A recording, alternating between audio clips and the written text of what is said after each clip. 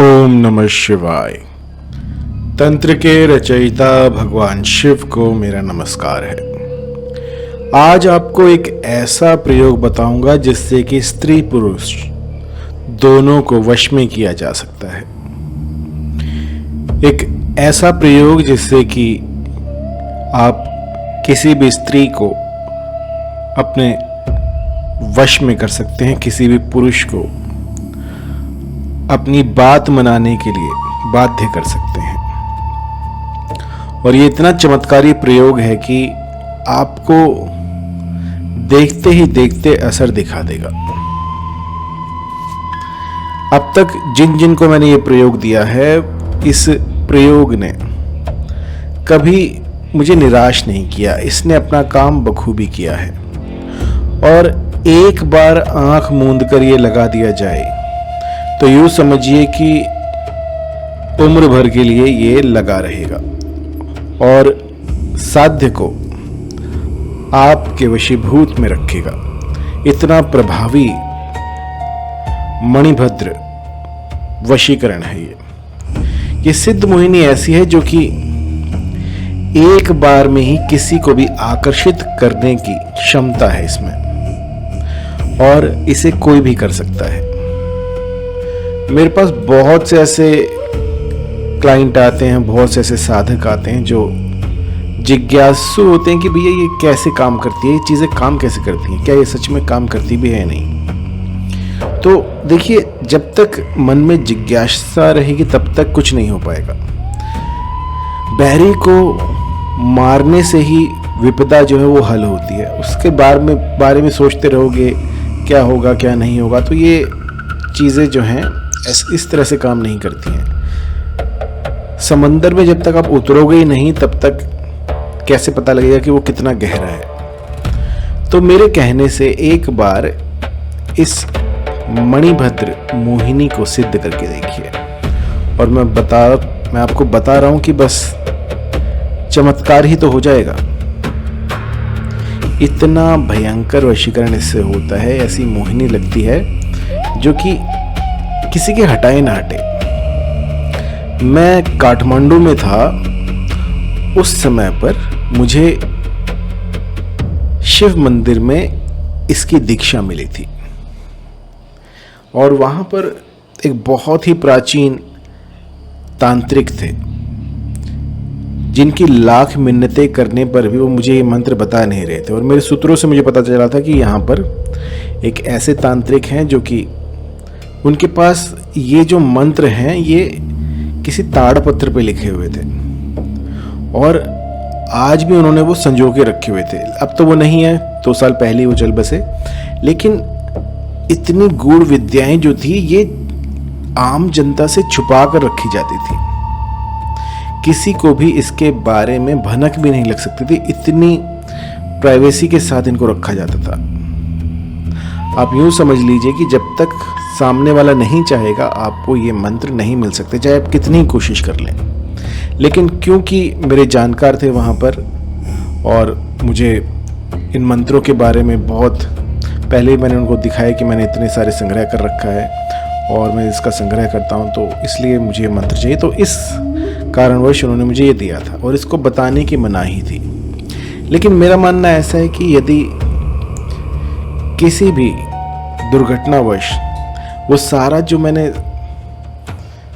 एक कलेक्शन बनाई है, जो मैंने संजोकर मंत्र रखे हैं, वो यदि किसी आम जन के, आम मानुष के काम में नहीं आएंगे तो फिर किसके काम में आएंगे।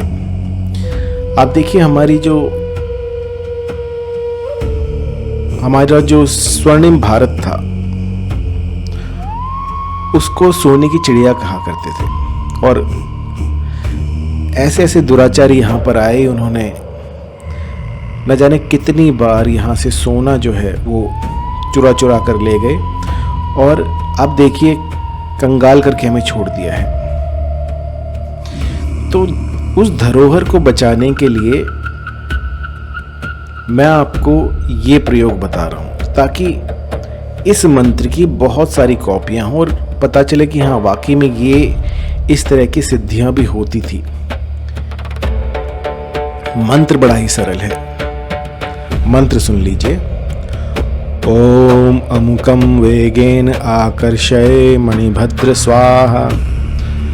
आपको क्या करना है, कुछ पूर्व सामग्री मैं आपको बता रहा हूं, ये आपको इकट्ठी कर लेनी है।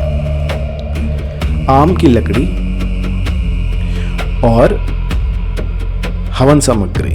हवन सामग्री में जो है, ये जो आपको मार्केट में मिलती है आप वो ले लीजिए। उसमें थोड़े से अखरोट डालिए, थोड़ी सी इंद्रजौ डालिए, थोड़ा सा अगर तगर डालिए। आप कितना भी डाल सकते हैं, ये नहीं है कि आपको इतना ही डालना है। जितना आप डाल सकें, श्रद्धा पूर्वक आप जितना हवन कर सकें उसका आपने आहुतियाँ देनी है। और एक बात मैं आपको बता दूं कि जब हम हवन सामग्री में कटुता करते हैं तो वो चीज़ें जो हैं दिखती हैं। अब मेरे बहुत से क्लाइंट ऐसे भी होते हैं जो कि इलायची से भी हवन करते हैं, जो कि बहुत महंगी है, लेकिन उसका असर दिखता है। तो कभी भी जब हम कुछ भी अर्पित करते हैं, कुछ भी आहुतियाँ देते हैं, उसमें कटुता ना करें। गौ घृत जो है वो असली होना चाहिए। और ये सारी सामग्री आप इकट्ठा करके इससे आपको प्रथम दिन जो है 108 की आपने आहुतियाँ देनी है।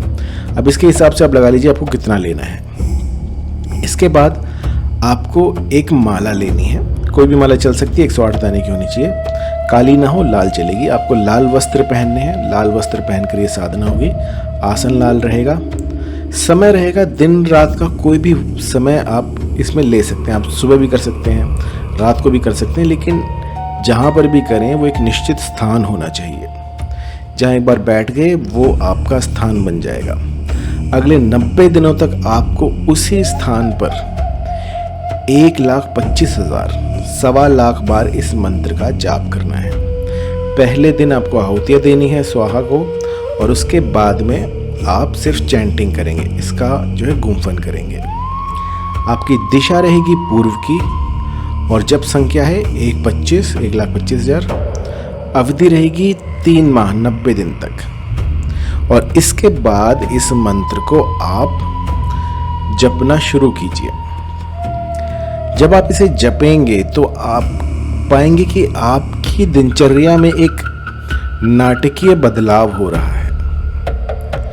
आप ऐसी ऐसी स्मृतियों में घिर जाएंगे जो कि आपको कहीं और ही ले जाएंगी। अलौकिक होगा सब कुछ। मुझे नहीं पता औरों के साथ होगा या नहीं, लेकिन मेरे साथ ऐसा हुआ था। जब इस मंत्र को करते हैं तो आपको ऐसा लगेगा कि कोई शक्ति आपके साथ चल रही है। आप हमेशा प्रफुल्लित रहेंगे, चाहे कितना ही बड़ा संकट आ जाए, लेकिन फिर भी आपके मन में प्रसन्नता रहेगी। और जिस भी किसी पर ये आप मोहिनी लगा रहे हैं, अमुक की जगह पर उसका नाम लेना है। इसके बाद जब 90 दिन हो जाएं, तो आपको इसका दशांश हवन करना होगा।